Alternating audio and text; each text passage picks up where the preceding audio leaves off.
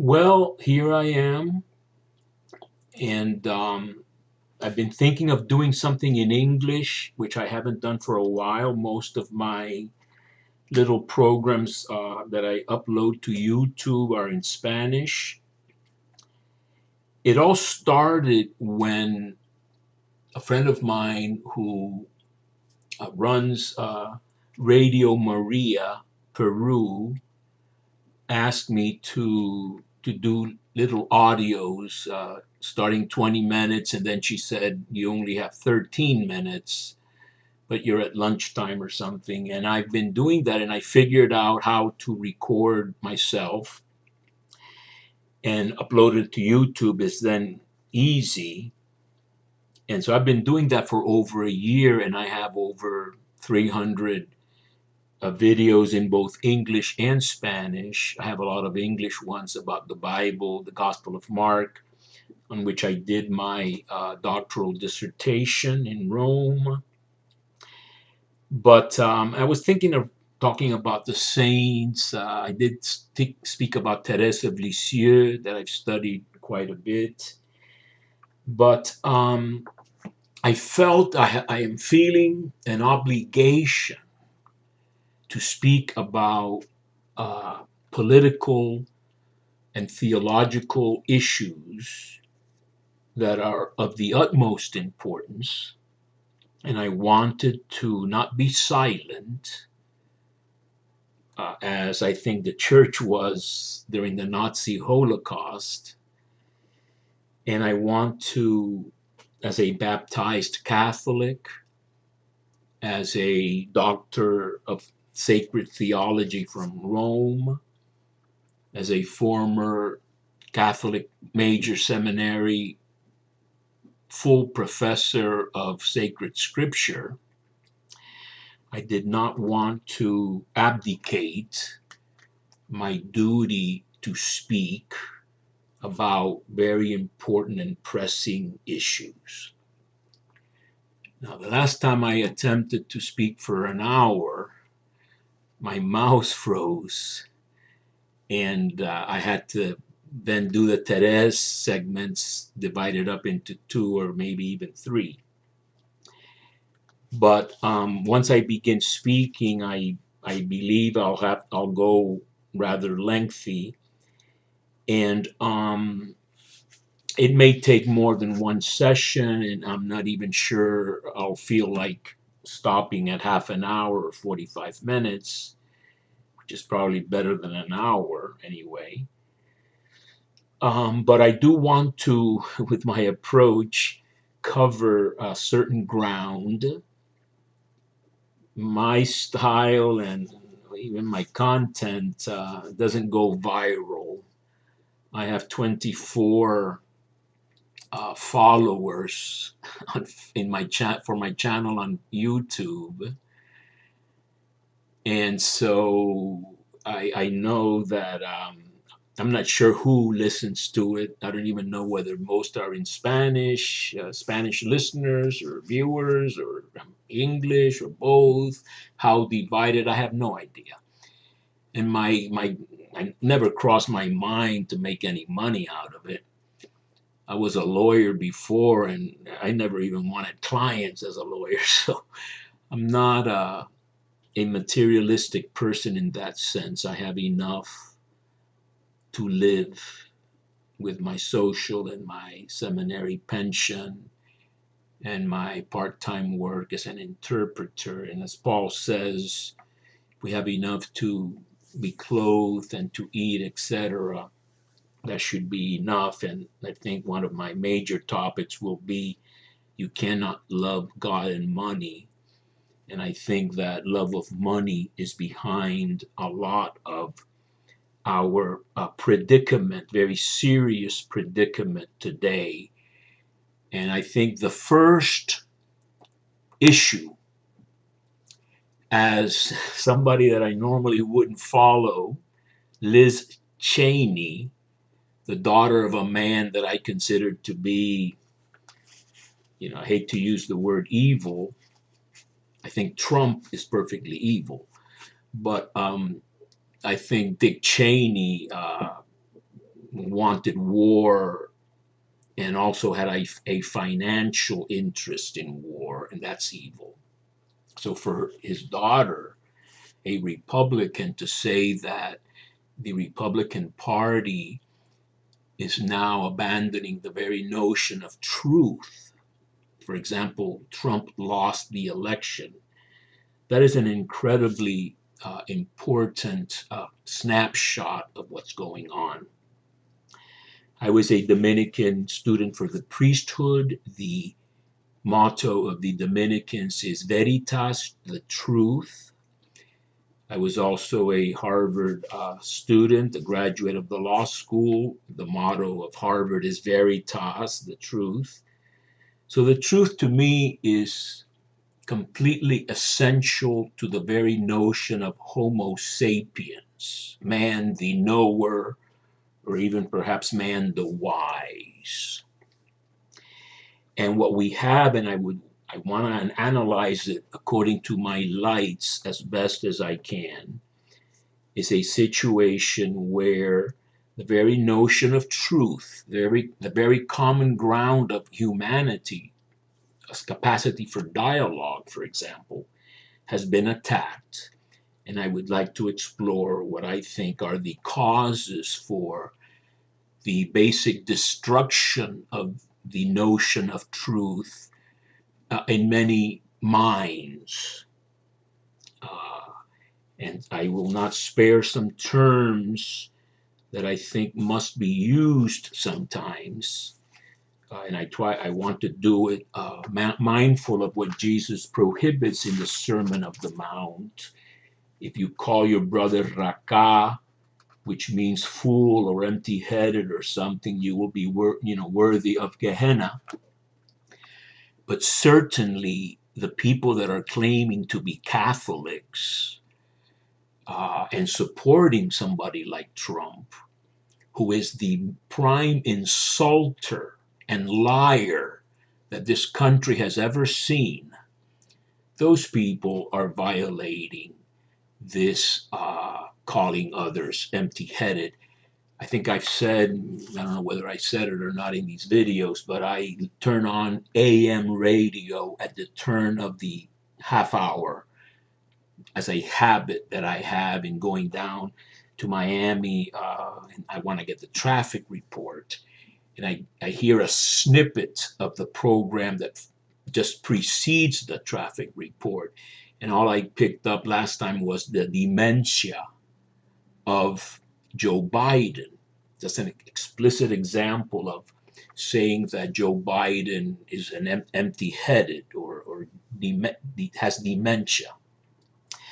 So there has been massive manipulation of the American public in a percent, probably over 30 for sure. I don't think it's 50, it's in the 40s.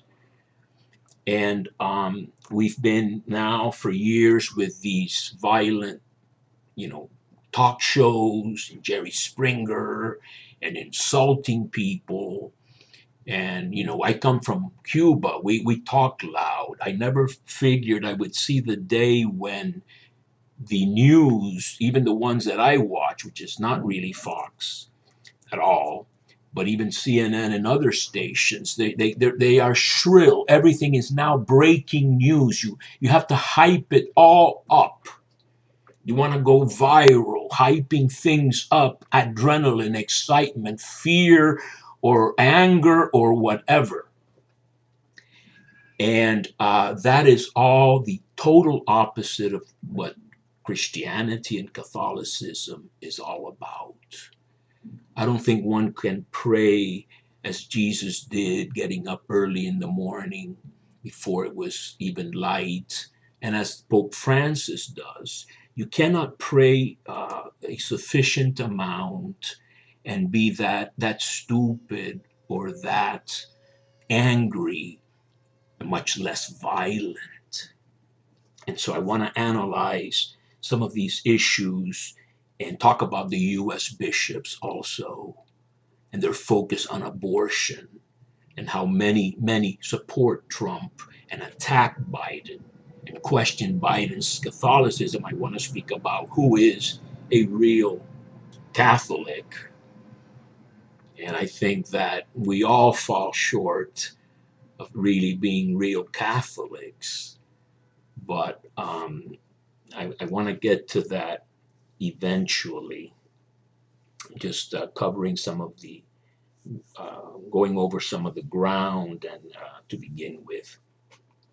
So the first thing is that I started doing these videos because I was asked to contribute to this radio program. In fact, for a very conservative worldwide Catholic radio station, Radio Maria, I'm going to mention what the name of it is. And this is a prime example, and it's a worldwide phenomenon, or at least in the countries that I'm familiar with. And I'm most familiar in this case with the US and Italy, because I lived in Italy. I love Italian. I have Italian TV channel. I start the morning listening to the radio in Italian. Italian to me is now definitely my third language, after Spanish, after English and Spanish, quite fluent.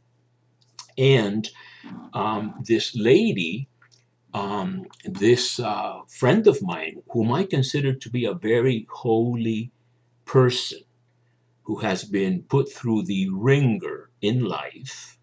I lived with her in the north of Italy for several months, not as a couple, trust me. I lived in a canonica, a priestly residence, we call them rectories, in the north of Italy, when I experimented with some hermits, the hermits of St. Francis, or with St. Francis is their name, Eremiti con San Francesco, in the north of Italy. But she listens to Radio Maria, and she gets her news filtered through Radio Maria. The most apolitical person you could probably imagine. She's a holy, prayerful, very naive, and really ignorant of many, many things. But she's affected, like so many other people, by the constant propaganda manipulated from high above that gets into politics and supports somebody like Trump and attacks somebody like Biden. So before January 6th, the assault on the Capitol by Trump supporters, she was, so this would be November, when Biden won the election, or shortly thereafter, she texted me or in WhatsApp and said, "Has Biden begun to do his damage?" So what she was being given and bombarded with Radio Maria, with the Virgin Mary, appearing in Medjugorje and all this stuff, was political crap. And the idea was that Biden would come in and do damage, probably legalize or not stop the criminalization of abortion with the so-called packed Supreme Court that the Republicans railroaded in. Whereas when Obama was president, they would drag their feet. Two different standards of honesty, two different standards of civility, and even of constitutional respect. So a few, not much later than this text of hers, I'm watching Italian TV after the Capitol assault, and I saw, like everybody else did, this madman that looks like a shaman with horns, the most pagan-looking, violent moron, angry that you could think of. And I centered the picture and I put as a caption, "These are the kind of good folks that are trying to mitigate Biden's damage." Biden hadn't even been sworn in. So that's what we have. And I want to get to some of these topics in a second. My first love in science was psychology. I came from a home where there was a lot of fighting, and I myself, well, with my sensitivity and other issues, I latched on to, in the absence of much guidance. My parents were good people. My mother was, I think, a very devout and even holy woman, but not one of these armband, Catholics in your face. I'm so Catholic. She was really a Cuban country girl, close to the Salesians of Don Bosco, of St. John Bosco. And in her own very quiet way, being a very social woman, and they say that this kind of stuff you don't learn, you suck at the breast. My mother inculcated in me and my father a sense of fairness, social justice, without ideology. They weren't political. They weren't even teachers. They left us more or less to our own devices, which was good and bad for sure. But I did want to say that I consider myself, I mean, just like Paul brags about his credentials as a Jew, my credentials as a Catholic are, I would say impeccable, in that I was from the Cuban church, very Spanish, Franquist, from Franco, Spain, very conservative. Most of the clergy in Cuba was Spanish. They were expelled by the communists. And so my mother took me out of second grade in Cuba, La Salle, the Christian Brothers, because already in class they were talking about communism. I was 7 years old, or even, yes, 7 years old. She takes me out of class, but she makes sure I do my first communion in Cuba, and that I prepare for it and fulfill everything I need to do and do my first communion in Cuba. And so that's the kind of upbringing that I had. And my father was not a great church going Catholic or anything, but he was a just man. And as far as, for example, race was concerned, we were not a family that spoke badly against, other races or other religions. I remember my father one time when we were looking for a house on Key Biscayne, saying this is a Polish man, which is a very subtle Cuban way of saying he's Jewish. But that's about as much as my father would say. He noticed the man who probably looked Jewish and just used this euphemism, because the word Jew in Spanish, in Cuba, especially, even in Italy, it's not such a great word, unfortunately. But anyway, my first love was psychology. And so I am always conscious of psychology. And I will say it right from the get-go. I have very little formal education in psychology. In other words, very few courses. But I've read a lot of psychology, and I have practiced a lot of psychology on myself. And I have been to a lot of therapists over my life. And what I did read a lot of was Sigmund Freud, who's considered to be a materialist, an atheist, etc. Jung is supposed to be more spiritual. Dominican told me in Washington, don't forget your Jung.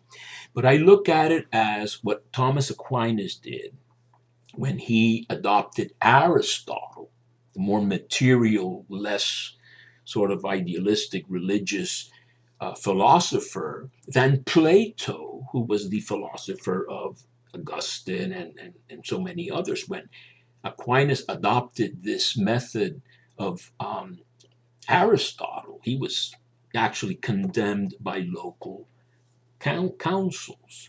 So the tools that Freud furnishes are incredibly important, even though they could be tweaked in a million ways. So I'm always wondering and conscious of a very important issue, which is, what is religion? What is following Christ? why are people religious? And why do some people want to manifest their religiosity so vividly and insistently? Armband Catholics. And so I hold to the view that the human mind, the human person is always looking to order its world. I studied at Harvard Divinity School also, took a course with Richard Niebuhr, I think the nephew of one of the great Niebuhrs, etc. We read Clifford Geertz on the making of culture. People, religion is not an automatic, I'm with God wholly. Religion is part of culture.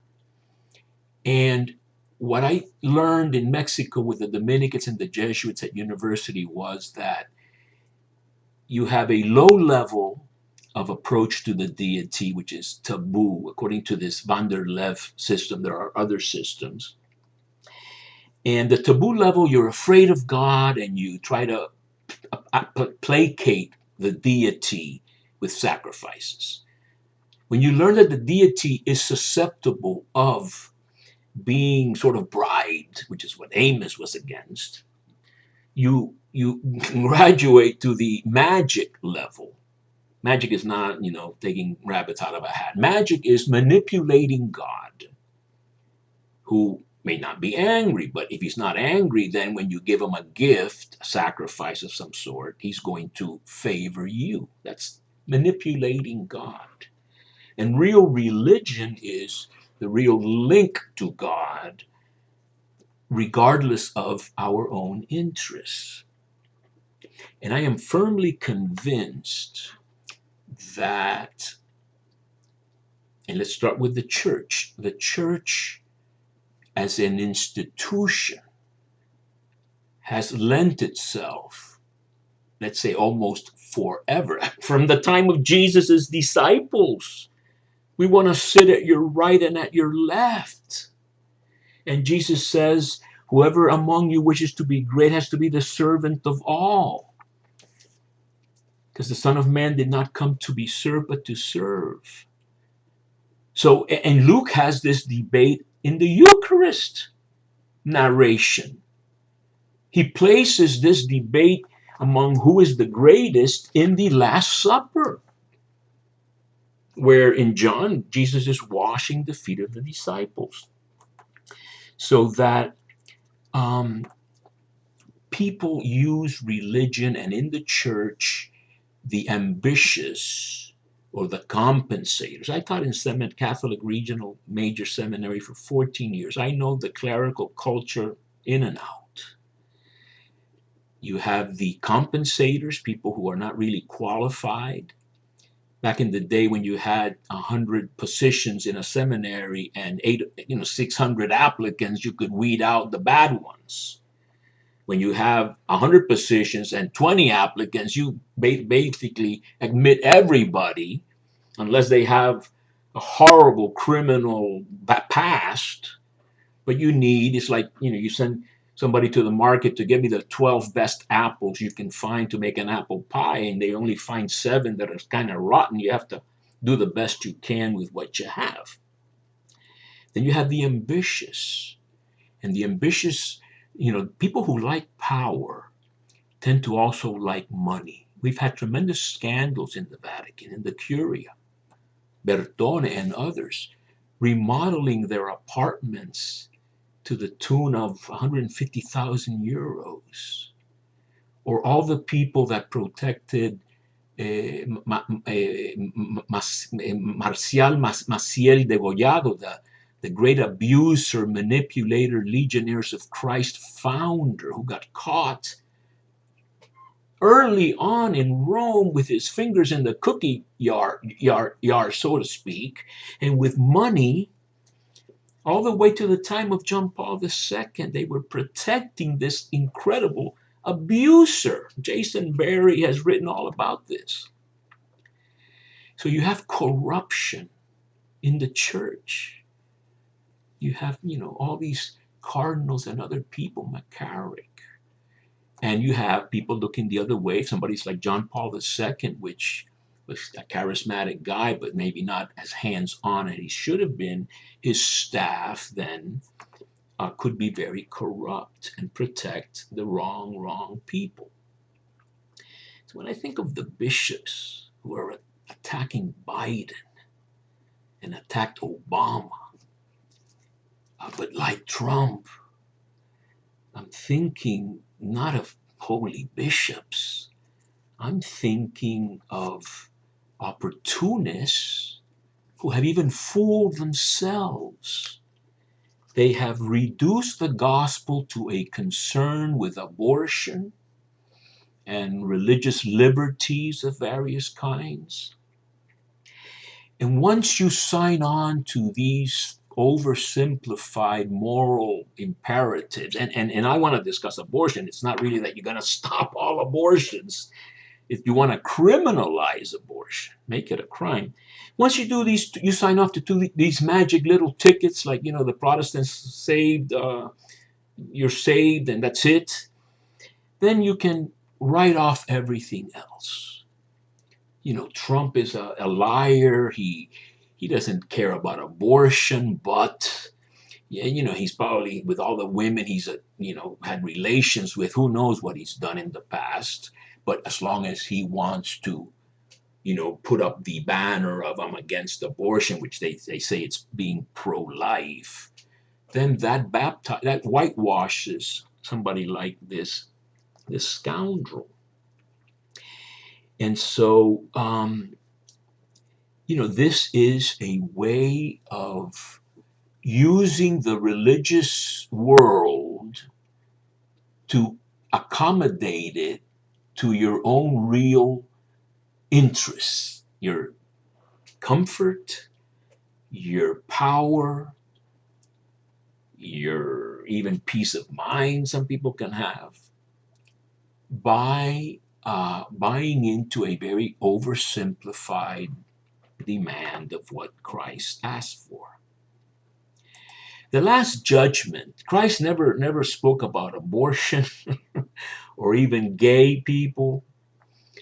He spoke against hypocrisy.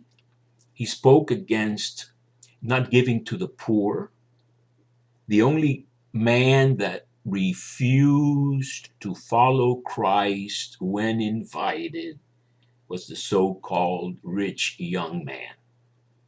In Mark 10, he's not really young. He's a young ruler, I think, in Luke. And when he says, "From my youth," the tradition with a very small t says that, he was a young guy. He's the only one that refused to follow Jesus because he had many possessions. There's a crazy guy that wanted to follow Jesus, and Jesus said, "No, stay home." But the only refusal, Matthew or Levi gets up from the Thelonium customs house thing and follows him, and the sons of Zebedee and Peter, etc. They all leave everything and follow Jesus. You cannot love God and money. We know for a fact that a very small percentage of people keep getting more and more of the percentage of the world's goods. And as this COVID crisis has hit over a year now, many people have suffered. They're out of work, etc. But the very rich have profited enormously.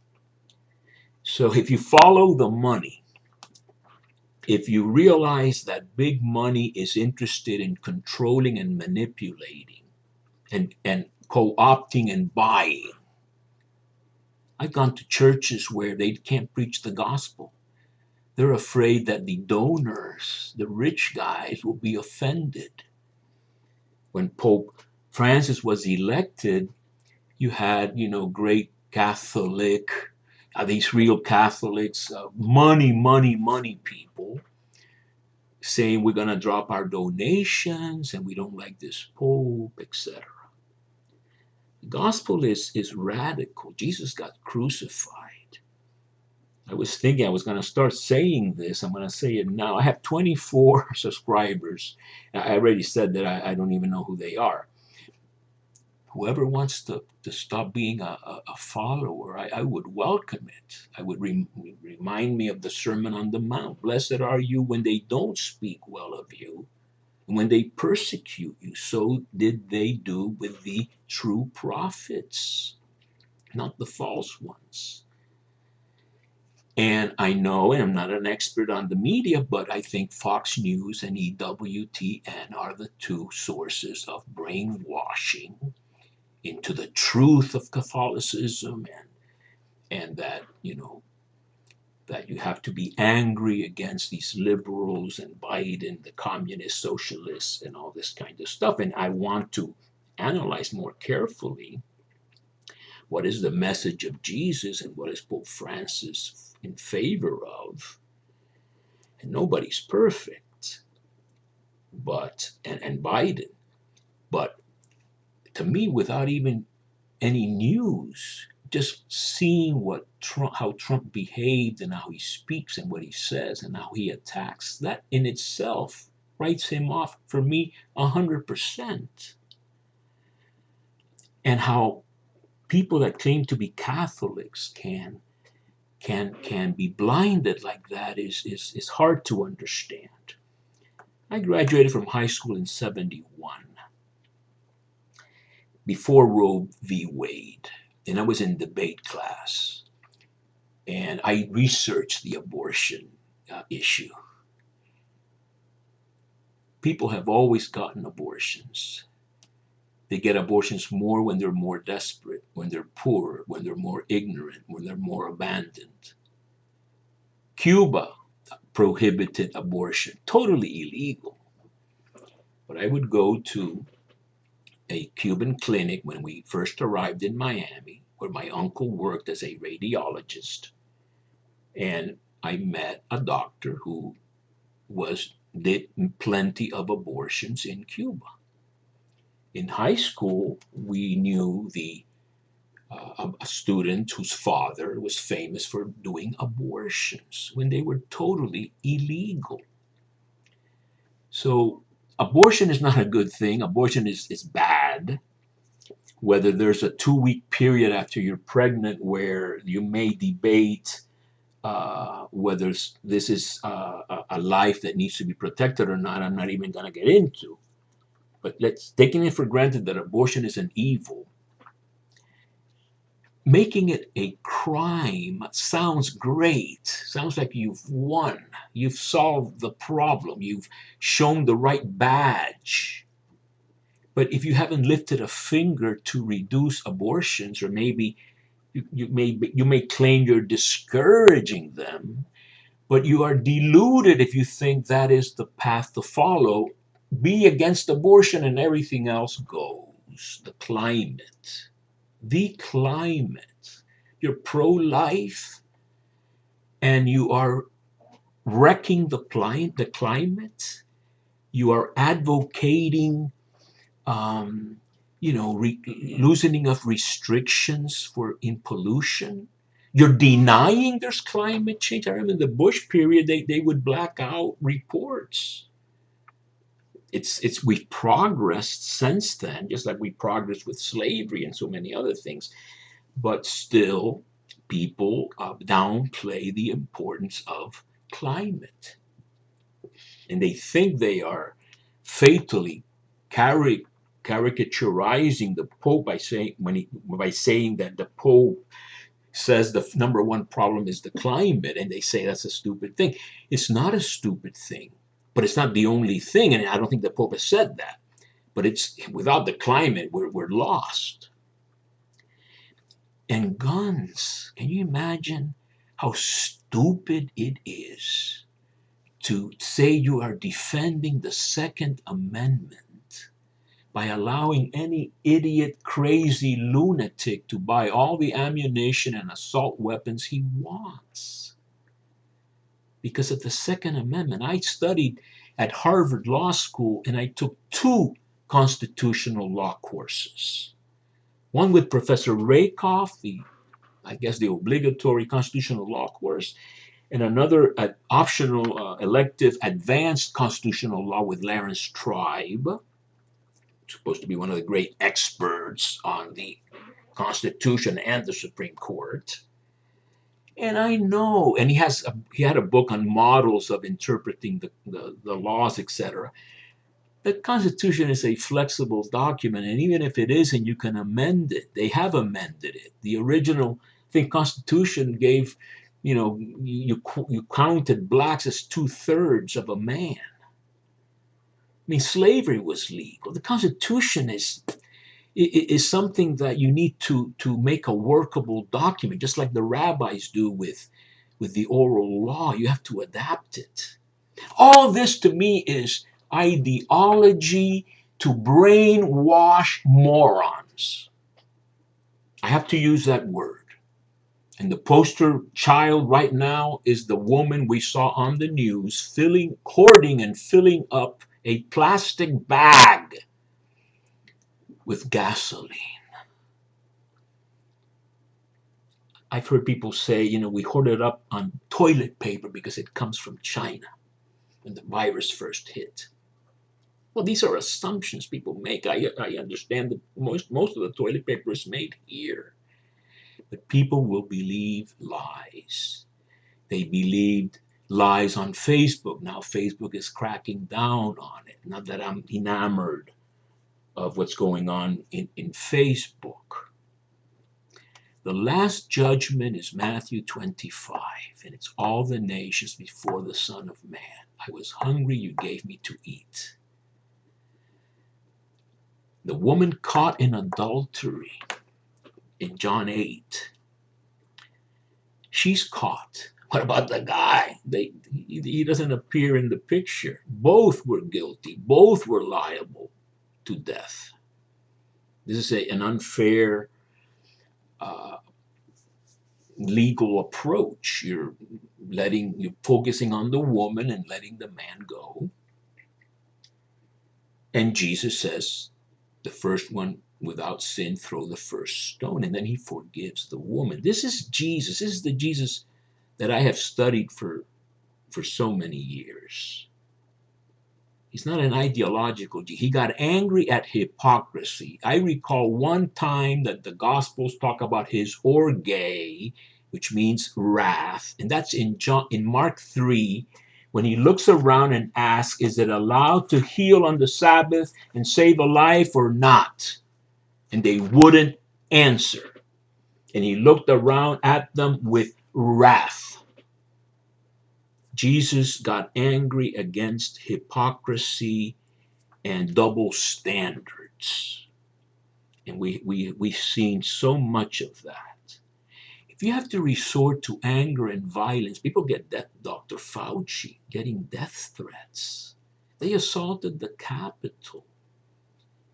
Trump has favored that. Giuliani talked about election by combat or trial by combat or something. Stone, that guy with a tattoo of Nixon on his back, isn't that a nut? Pardoned by Trump. Russia, let's not touch that.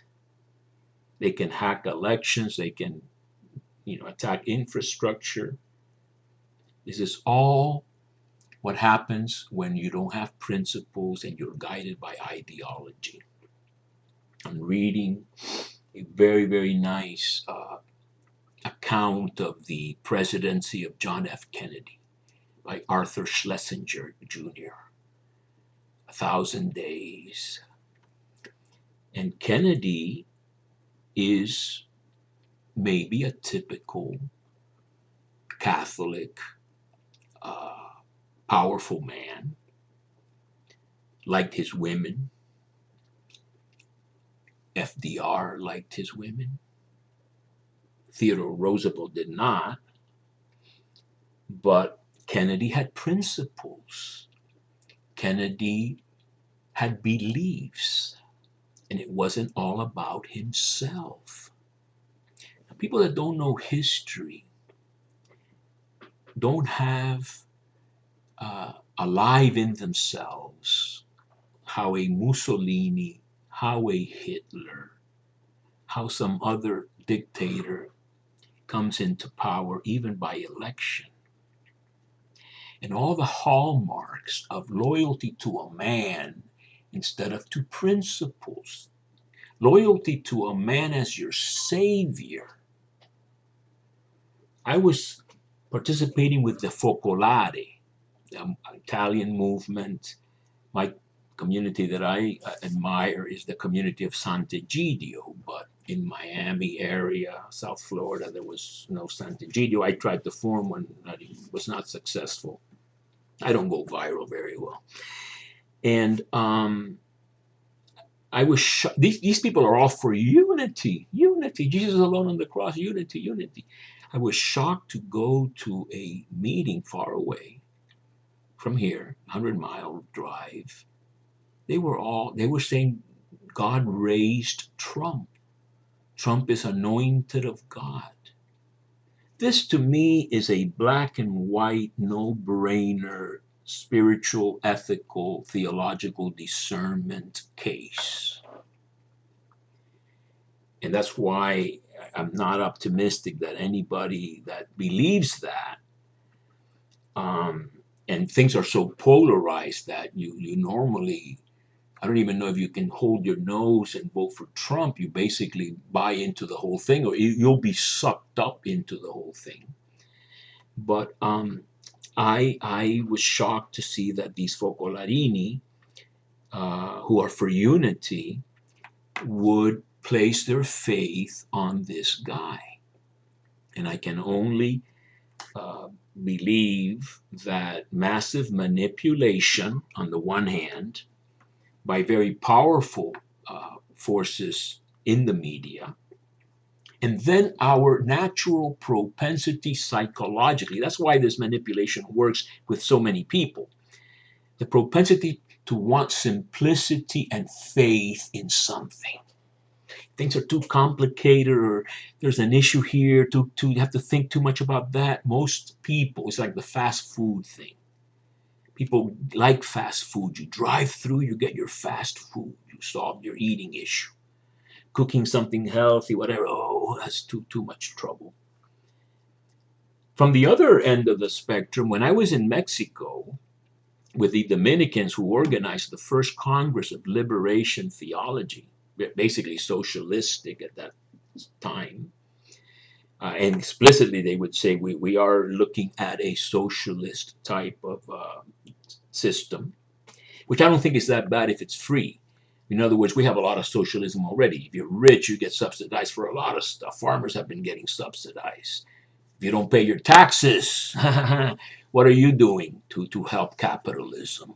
Okay, maybe you're doing businesses that if they go broke, or defraud students. I don't think that's that good.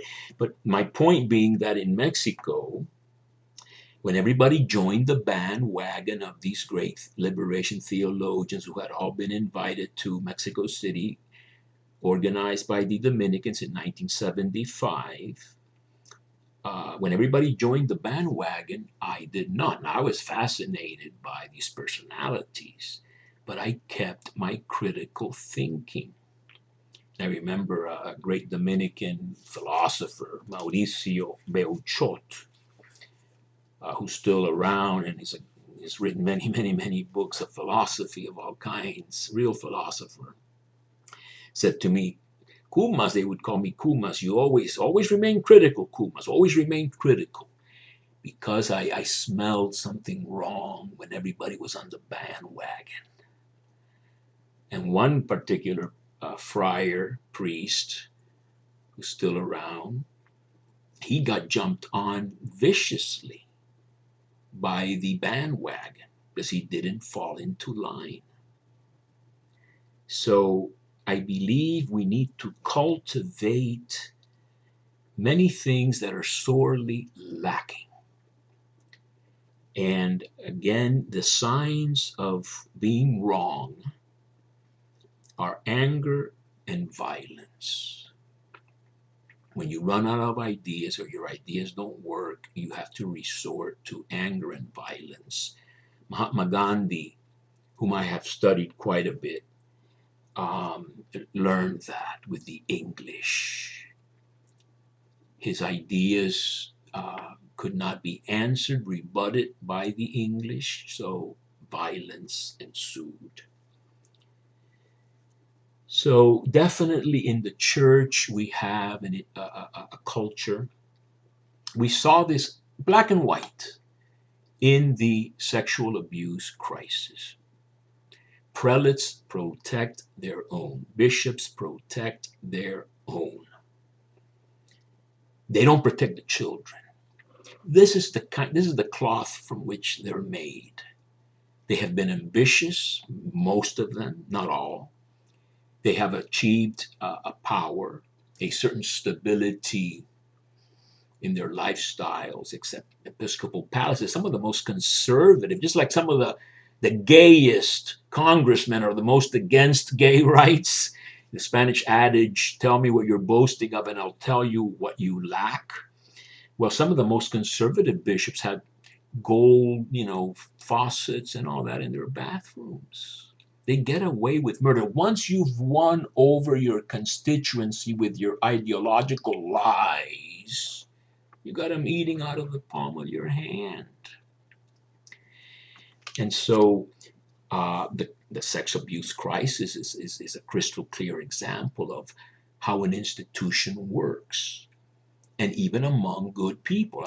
There was an auxiliary bishop in Miami that I met before I went to study in Rome who would write me very beautiful little cards with his Episcopal, emblems and all this. He was a very holy, good, humble man, trust me.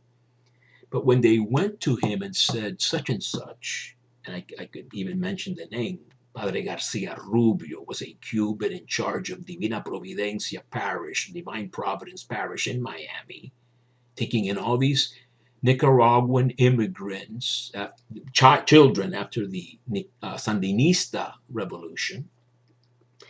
And they came to him very humbly, as lay people do. Oh, Bishop, these boys are sleeping in the bed with Father Garcia Rubio. And oh, no, he's a very good man. He's helping them. It's hard for even good, intelligent bishops to think outside the box of this institution until you hit them over the head with a sledgehammer and you go bankrupt time and again and again and again and again because of all the lawsuits for covering up sexual abuse. And not only have you ruined the finances of the church, you've ruined many, many lives, some to the point of suicide, many, many faith lives. This is the kind of people we are dealing with when we see that many of them support Trump. These are people capable of looking the other way when altar boys are being raped. And they learn only the hard way. They ended up finally hanging Mussolini from a bridge. Finally, Hitler committed suicide after being elected. The savior of Germany, who found a scapegoat, the Jews. You need enemies. The Pharisees, listen, I am a lover of Judaism and a lover of the rabbis. But it is true that the Pharisees and needed to distinguish themselves from someone else. And in Christianity, there's room for that too. Paul says, don't even eat with those people outside the community or in the community who are false disciples, etc. So there is such a thing as excommunication, exclusion, etc. But to pick on a vulnerable false enemy, like saying that most Mexicans that come here are criminals, and I assume some may be good people, and diverting attention from Russia and corruption and instead of cleaning a swamp, creating a much bigger swamp, you divert attention to the immigration issue, which is a serious issue to confront. Has to do, a real Catholic would have to think about the history of Central America, the involvement of U.S. companies in Central America, United Fruit, etc., just like in Cuba with Batista. Karma is real. So your abuses have consequences, and I am not going to just say the United States is bad, but self-criticism and self-knowledge and repentance is a sine qua non, an uneliminatable condition of being a true humble Christian. Humility, totally lacking in Trump, a braggart, bragging all the time. I would see this priest in the morning probably following his Twitters. That's a reduction to the level of filling up your plastic bag with gasoline. It's a real dumbing down, but even, probably people with some, I thought Cheney had a high IQ, no wisdom whatsoever. When Yves Congar, the great theologian of Vatican II, was silenced by the Vatican, he went to Rome, looked around and said, these people are all in favor of the Pope and Mary. And they forget about Jesus and the gospel. The fast food idea, the candy idea. Oh, it tastes so good. I feel warm and fuzzy. Now, of course, the Pope is out. And you have to find someone else. In Italy, they have a guy that runs, I think what I've heard is Radio Maria, and he's the rival now of the Pope. So people have these little niches where they hook into, and they get, reinforced in this view and anger. I belong to a Bible study group that I no longer attend because Trump has divided people and has made it such that if you are in favor of truth and in favor of justice and against constant lying and anger and hatred and false, fake news, I cannot work with people like that. Cannot do it. And it's a very, very serious thing.